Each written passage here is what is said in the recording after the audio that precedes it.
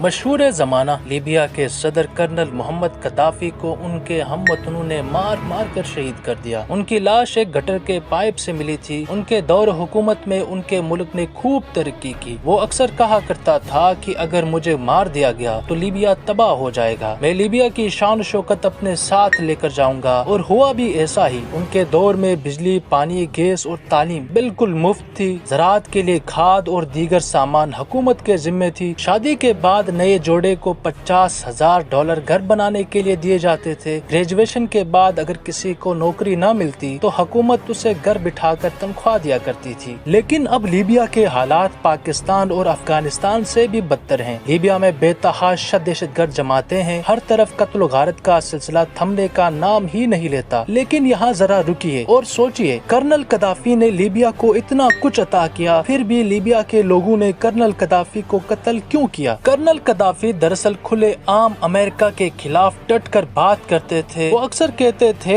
اب وقت آ گیا ہے کہ ہم سب مسلمان اکٹھے ہو جائیں، نہیں تو ہم سب کا انجام فلسطین، شام اور عراق جیسا ہوگا۔ کرنل قذافی کے قتل کی دوسری وجہ یہ تھی کہ لیبیا دولت سے مالا مال تھا۔ اس وقت لیبیا کے پاس 143 ٹن گولڈ ریزروز اور بے تحاشا تیل موجود تھا۔ کرنل قذافی مستقبل میں گولڈ دینار کی نئی کرنسی انٹروڈیوس کر کے براعظم افریقہ میں اسی کرنسی سے ٹریڈ کو آگے بڑھانا چاہتے تھے، جس کے نتیجے میں امریکی ڈالر کے فروغ پر قدغن لگنے کے بہت زیادہ امکانات تھے۔ قذافی کی یہ سوچ امریکہ کو بالکل بھی پسند نہیں تھی اور امریکہ قذافی کو ہٹانے کے بہانے ڈھونڈ رہا تھا۔ 2010 میں اکنامک کرائسس کی وجہ سے پوری دنیا میں مہنگائی بڑھ گئی، جس کے اثرات لیبیا پر بھی ہوئے۔ لیبیا کی عوام نے حکومت کے خلاف پرامن احتجاج کرنا شروع کیا۔ امریکہ نے اس موقع سے فائدہ اٹھاتے ہوئے لابنگ کے ذریعے لیبیا کی عوام کو بھڑکانا شروع کیا۔ عالمی دنیا کی میڈیا میں کوہرام مچ گیا اور قذافی کو ایک ولن کے طور پر پیش کیا گیا، جس کے نتیجے میں چند باغیوں نے مل کر ایک نئی حکومت بنائی۔ مارچ 2010 یورپ اور مڈل ایسٹ کے 10 ملکوں نے مل کر لیبیا پر حملہ کیا۔ 20 اکتوبر 2011 قذافی 85 گاڑیوں کے قافلے کے ساتھ سفر پر تھے کہ نیٹو فورسز نے ان کی فون کالز ٹریس کر کے ان پر ڈرون حملہ کیا، جس سے ان کا قافلہ تو تباہ ہوا لیکن وہ بچ نکلے۔ قذافی اپنی جان بچانے کے لیے ایک پائپ کے اندر گھسے، لیکن باغیوں کی نظر ان پر پڑی۔ انہوں نے پائپ سے انہیں باہر نکالا اور بے دردی سے مارا۔ ان کے جسم سے خون بہہ رہا تھا اور باغی ان کو مارتے جا رہے تھے۔ اس دوران قذافی نے اپنے چہرے سے خون صاف کرتے ہوئے کہا، خدا اس ظلم کی اجازت نہیں دیتا۔ قذافی نے موت کے وقت بھی امریکہ کے بارے میں یہ بات کہی کہ امریکہ یہ سب لیبیا کو تباہ کرنے کے لیے کر رہا ہے، لیکن لیبیا کے لوگوں نے قذافی کو بے رحمی سے گولی مار کر قتل کر دیا۔